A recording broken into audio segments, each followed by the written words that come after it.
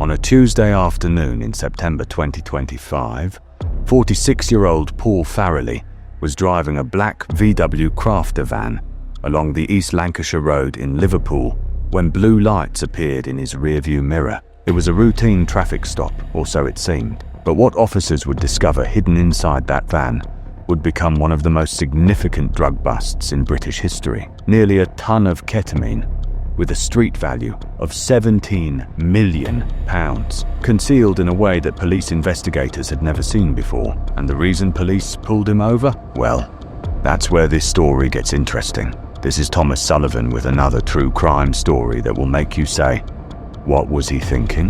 The date was September 16th, 2025, and the location was Norris Green, a district in the northeast of Liverpool. At approximately 4:30 in the afternoon, Paul was behind the wheel of his van, navigating the East Lancashire Road, a major arterial route that cuts through Merseyside. To any passing motorist, he would have looked unremarkable.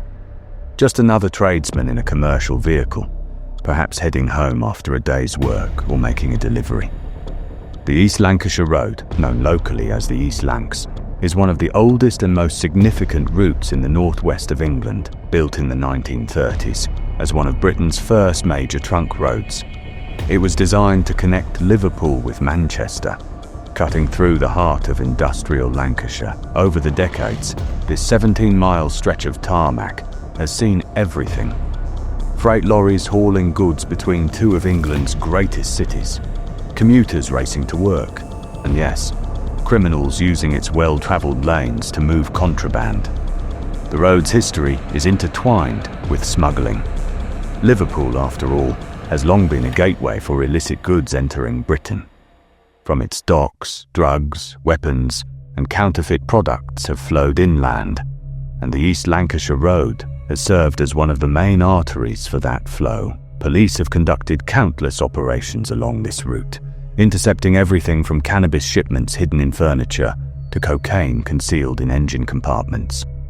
It's a road that criminals know well, and one that law enforcement watches closely. The Merseyside Organised Crime Partnership, a joint operation between the National Crime Agency and Merseyside Police, had been running an intelligence-led operation. Officers from the Matrix Disruption Unit, a specialised team tasked with tackling serious and organised crime, were tracking Farrelly's movements.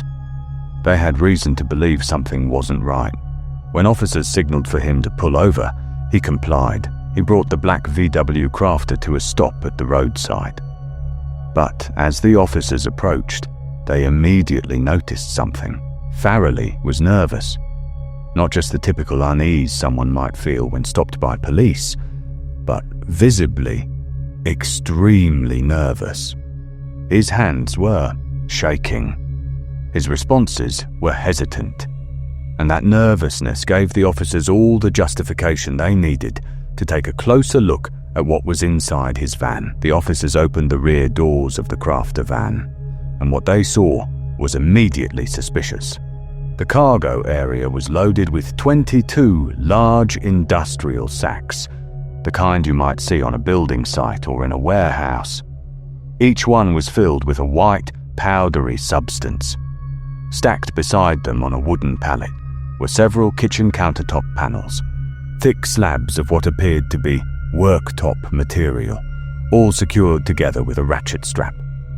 At first glance, it might have looked like a legitimate delivery. A tradesman transporting materials for a kitchen installation, perhaps. But the officers weren't convinced. The sacks were too uniform, too carefully packed. And those kitchen worktops, they looked wrong. They were unusually thick, far heavier than standard countertop panels should be. The weight distribution didn't make sense. Officers made the decision to seize the van and its contents on the spot. Farrelly was arrested at the roadside and taken to Merseyside Police's Belvale custody suite for questioning. But when detectives sat him down in the interview room, he offered nothing. No comment. No comment. No comment. To every question about the sacks, the van, the worktops, he refused to answer. It was a tactic often used by those who know they're caught but don't want to incriminate themselves further or give up information about who they're working for. The choice of vehicle was no accident. The Volkswagen Crafter is one of the most popular commercial vans in Britain, introduced by VW in 2006 specifically to replace the aging LT series. It was designed with tradesmen in mind: plumbers, electricians, builders, kitchen fitters. The Crafter's large cargo bay can hold up to 3.5 tons, and its boxy, utilitarian design makes it perfect for transporting bulky materials like timber, appliances, or, in this case, kitchen worktops. The van is so common on British roads that it blends in seamlessly. That's exactly why criminals favour it. It doesn't attract attention. A white Transit or a black Crafter parked on a residential street raises no eyebrows. It looks like work, and that anonymity is precisely what makes it ideal for smuggling. Officers made the decision to seize the van and its contents on the spot. Farrelly was arrested at the roadside and taken to Merseyside Police's Belle Vale custody suite for questioning.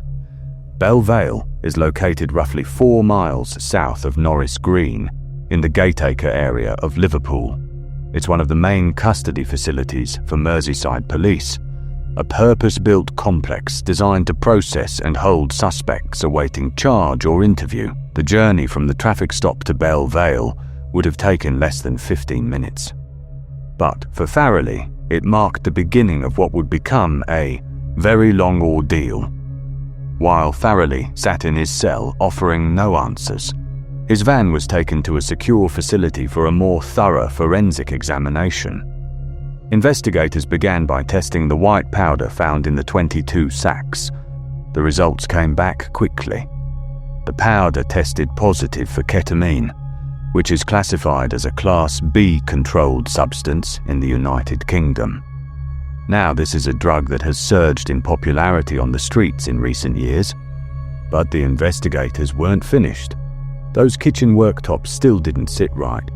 They were too heavy, too thick, and the way they'd been strapped down on the pallet suggested they weren't just incidental cargo. The next day, September the 17th, specialist forensic officers took a closer look. They measured the worktops, they weighed them, and then they began to carefully dismantle them. What they found was extraordinary. The worktop panels had been expertly hollowed out. Cavities had been carved into the thick slabs, creating hidden compartments within the material itself. And inside those compartments, another 13 sacks of white powder. These also contained the same substance, ketamine. This wasn't a simple case of drugs thrown in the back of a van. This was sophisticated. Someone had gone to considerable effort to modify these kitchen worktops. They created a concealment method that could pass a cursory inspection. If officers had simply glanced in the back of the van and seen building materials, they might have waved Farrelly on his way. But the nervousness, the intelligence-led stop, and the instincts of experienced officers had prevented that. When all 35 sacks were accounted for, investigators began to calculate exactly what they'd intercepted. The total weight came to approximately 875 kilograms of ketamine, nearly a ton. To put that into perspective, that's roughly the weight of a small car. Authorities confirmed that this was thought to be the highest value of ketamine ever found in one location in the United Kingdom.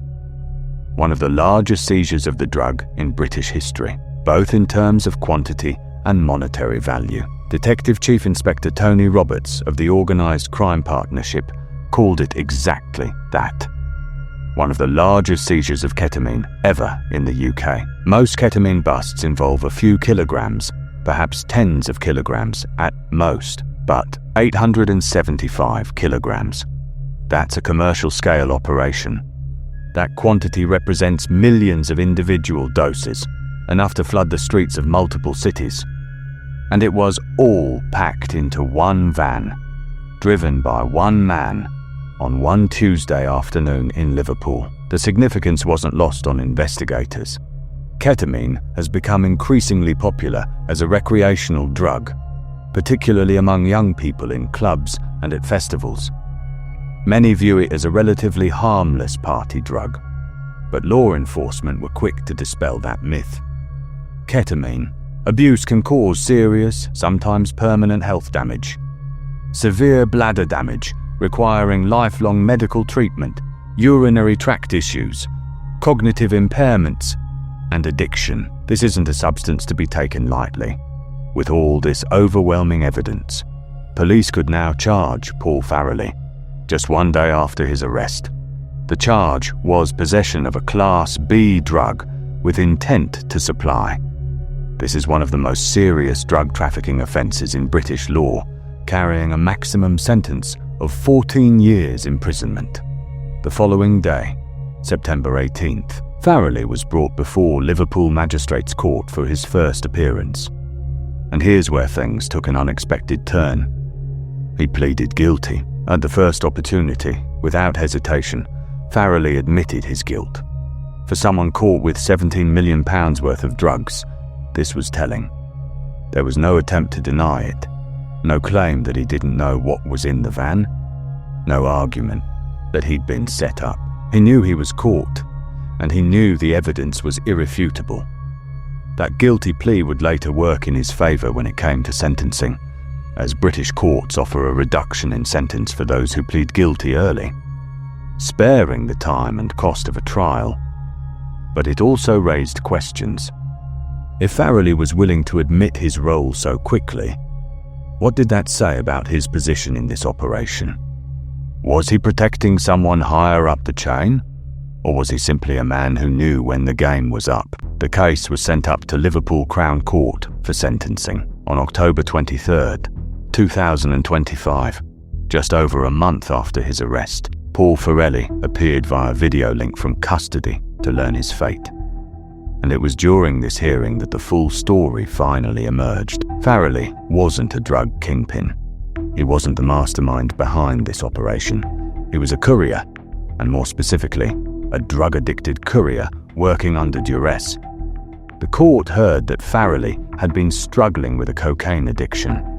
Over time, he had accumulated a significant drug debt. Not a debt that comes with payment plans or late fees.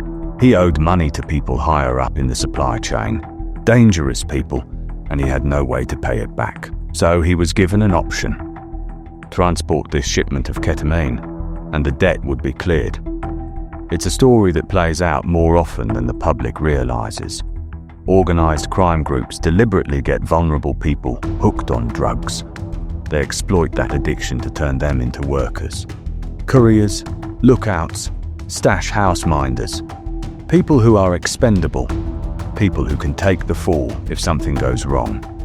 And in Paul's case, something did go wrong. The prosecutors acknowledged that whether Farrelly was part of a wider network remained unclear.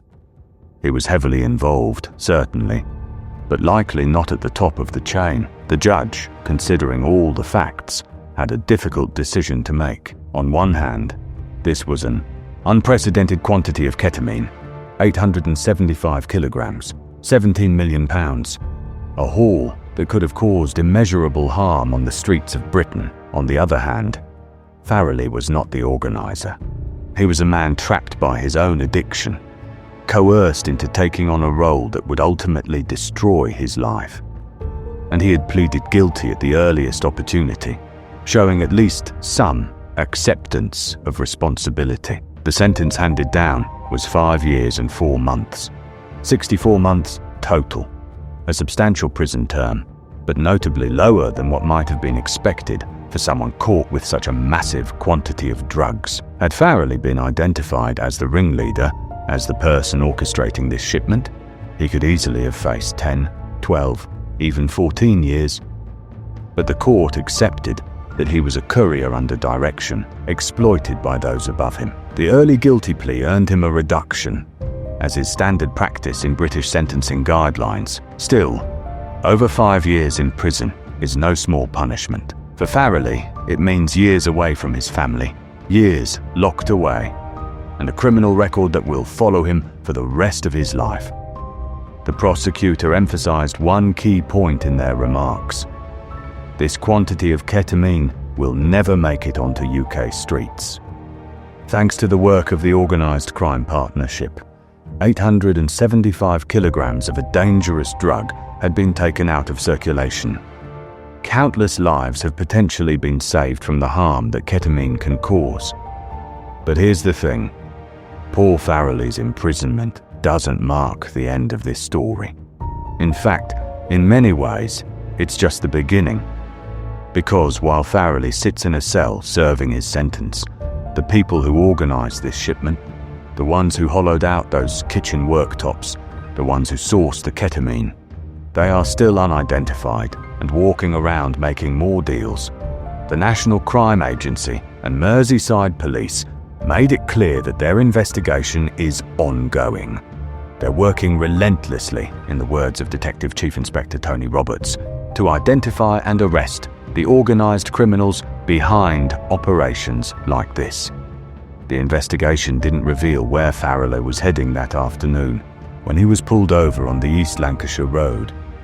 Was he delivering to a warehouse in Manchester, a stash house in Liverpool, or was he heading further afield, perhaps to the Midlands or even London? Those questions remain unanswered, and they're the questions that investigators are now racing to solve.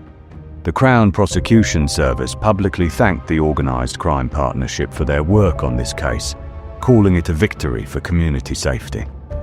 But they also acknowledged the sobering reality that for every shipment intercepted, others may be getting through. This case shines a light on something much larger than one man in one van. It reveals the scale of the ketamine trade in Britain and why law enforcement is increasingly concerned. Ketamine was reclassified from a Class C to a Class B drug in 2014, a move prompted by mounting evidence of its serious health harms. It does have legitimate medical uses. It's used as an anesthetic in hospitals and as a tranquilizer for horses. But outside of these controlled environments, it's a dangerous substance that's being abused by thousands of people across the country. Like any drug, addiction is a very real risk. Detective Chief Inspector Roberts didn't mince words when discussing this. He described the traffickers as money-hungry, organised criminals who don't care about the harm they cause. And he's right. To them, this isn't about the lives destroyed or the families torn apart. It's all about profit. £17 million is a staggering sum, and that's just one shipment. Imagine how many similar loads have successfully made it through. The interception of Farrelly's van was the result of intelligence-led policing, the kind of work that happens behind the scenes, often unnoticed by the public. But without it, 875 kilograms of ketamine would now be circulating in communities across Britain. So, what can we take away from the case of Paul Farrelly and the £17 million ketamine haul? First, organised crime in Britain operates on a scale that most people simply don't realise. Nearly a ton of ketamine, hidden in kitchen worktops, being driven down a major road in broad daylight. It sounds like something from a Narcos movie, but it's real, and it's happening. Second, that the people at the bottom of these operations, the couriers like Farrelly, are often victims themselves, exploited, addicted, and coerced into taking enormous risks for people who see them as expendable. Farrelly's 5-year sentence is just punishment for his role, but the real criminals, the organisers, remain free. And third, that law enforcement's work in disrupting these networks is vital. The collaboration between the National Crime Agency, Merseyside Police, and the Matrix Disruption Unit prevented catastrophic harm. 875 kilograms of ketamine will never reach the streets. Countless young people will never suffer the bladder damage, the cognitive decline, or the addiction that this drug causes. That's a win, but it's a reminder of how much more work there is to do. As for Paul Farrelly, he'll spend the next 5 years contemplating the choices that led him to that traffic stop on the East Lancashire Road. A moment of nervousness, a routine check, and his life changed forever. And somewhere out there, The people who put him in that van are already planning their next shipment. This is Thomas Sullivan for TGS Crime Documentaries. Until next time.